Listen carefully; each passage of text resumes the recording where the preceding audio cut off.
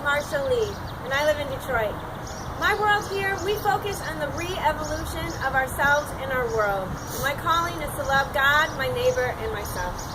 I think one of the biggest blockages from the ability to do this is poverty. Poverty from the idea of Mother Teresa, that the greatest poverty in the world is loneliness. Because when we're lonely, we cause so much destruction, not just for ourselves, but for our world. And so what we try to do here is poverty alleviation, not just of the body, but also of the mind, the heart, and the soul. I'm involved in that in a few ways. One is working with the Capuchin Franciscans and supporting their volunteer program. We place people in Central and South America and 4 states in the United States to work amongst people who are marginalized, as well as to live in intentional community with each other. I also work with the Friars now, doing work around living out their mission statement in justice and peace with all their ministries. And the calling is to live in the footsteps of Jesus and follow in the footsteps of St. Francis. And the way that we do this work is to not only go out in the world, but also look at our own shadows. So we ask ourselves, what inequalities do I create in the world?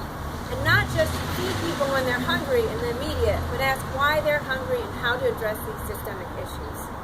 In Detroit, we find that we don't have a violence problem, we have a relationship problem. People have forgotten they belong to each other. Therefore, I work with a group, we create a restorative justice center. And we all did it as a volunteer in the beginning because we saw a need to create work in our communities on the blocks to help people to resolve conflicts. I've also trained hundreds of practitioners in Detroit and Southeast Michigan in peacemaking circles. And so now we have a network of people who also support each other in doing conflict resolution. If you were to give me this award, all this money would go towards supporting that, because now we've been able to hire a couple of part-time staff to really take this work and take it to the next level. For me, what inspires me to do this work are the people that I meet.